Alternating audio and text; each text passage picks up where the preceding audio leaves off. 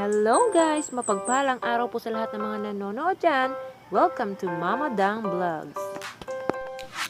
For today's video po ay itutour ko po kayo or ipapasyam ko po kayo sa aming garden.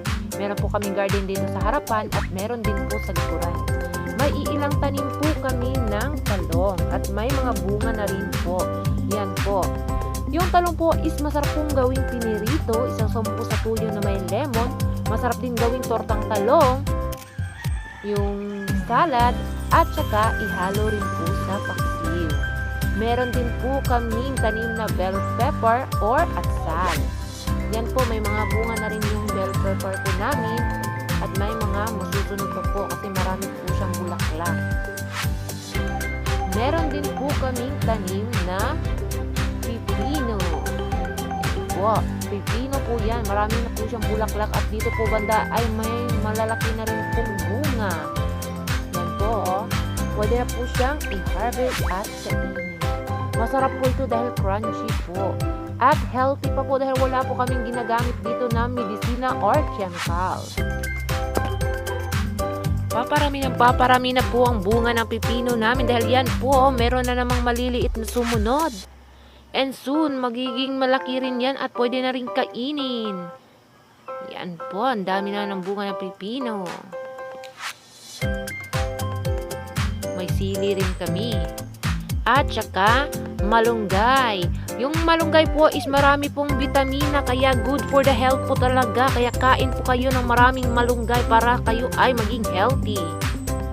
Yan po, ang sarap po tignan pag marami na pong bunga yung tanim mo. Dito naman po banda ay may tanim rin po kaming malunggay at lemongrass. Lemongrass po ay mabuti po sa mga taong may high blood. Dito naman po sa likuran ay may tanim po kami siling espada. Yung siling espada po is maganda pong ihalo sa mga may sabaw kagaya po ng sinabawan or tinolang isda, tinolang manok, sinabawang karning baboy o karning baka po dahil ito po ay nakakatulong para mawala po yung langsa ng karne. Yan po, marami po siyang bunga. Hindi lang masyadong halata dahil kakulay niya yung dahon, napaka-green. Meron din po kaming spinach or alugbate. Yan po, masarap po yung gisahin. Ihalo niyo po sa tinapa. Pwede rin po sa lauoy. Dito naman po banda may tanim po kaming okra. Ang okra po ay isa po sa pinakapaborito ko pong gulay. Masarap pong steam at isawsaw nyo po sa alamang na may lemon. Dito banda is lang naman po. Pangpalapot po ng sabaw pag magsasabaw po kayo ng mga karne. Dito naman po is yung ampalayan namin. Yung ampalaya po namin is maliliit pa po yung bunga. Dahil kasi simula lang pong magbunga nito o mamulaklak. Yan po, may maliliit na po na bunga. Ang ampalaya po ay maganda po sa mga taong may diabetes po. Ito po ay mapait, kaya gamot po ito sa diabetes. Yan po, masarap po itong lagyan ng itlog. Ihalo po sa paksiw.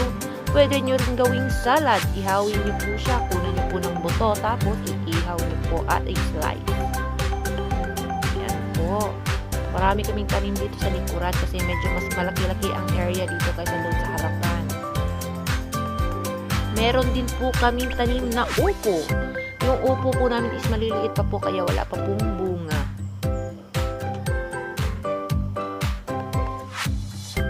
Meron din kaming malunggay dito sa likuran. Katabi po siya ng alugbati. Yan. So, sa mga mahihilig po dyan ng buko, meron din po kaming puno dito ng niyog. Yan po, may buko po siya. Kahapon lang po is kumuha po ako ng isang bulig dito. Ginawa naming ice candy.